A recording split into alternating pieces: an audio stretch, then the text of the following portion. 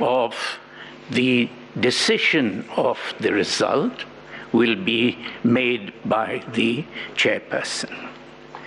Secondly, it is an important consideration. When yesterday the question arose of the two aspects. One, that although there was a further day still in hand, the chairperson rushed to judgment without the 27 constituency results because of the doctrine of necessity, said Counsel Professor Kindiki in justification of this.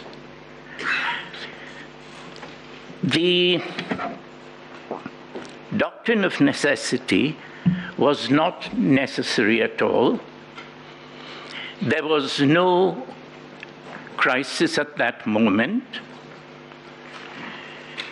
They were, he has indicated, in great danger of their lives.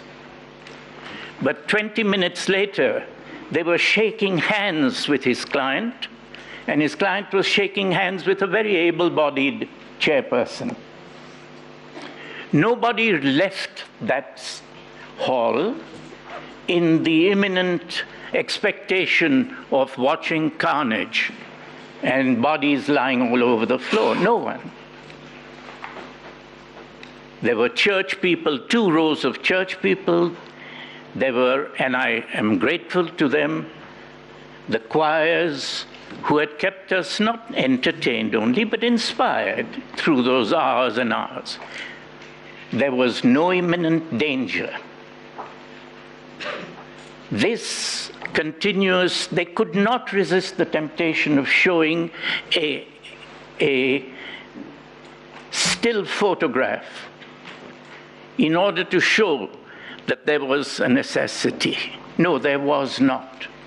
And it is very important to realize that we do not use these exaggerated criteria in order to come to a justification of plain wrong. The issue is, was the Constitution being followed or not? And that is where the concentration has been lacking from the respondents. An important aspect of this, of bringing forward the doctrine of necessity, is that it is a very dangerous legal justification. It shows the need to bypass the constitutional justifications and arrive at a subjective, convenient, and self-serving justification.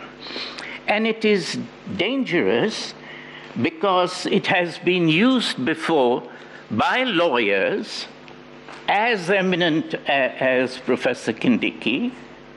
It has been used in Rhodesia after the UDI, Unilateral Declaration of Independence, to hang freedom fighters who were resisting the Universal Declaration of Independence.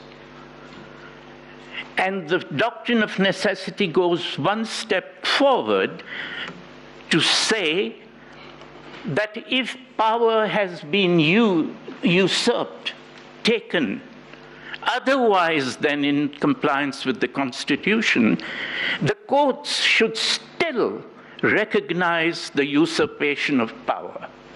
And they were hung, not only in Rhodesia, but in Pakistan.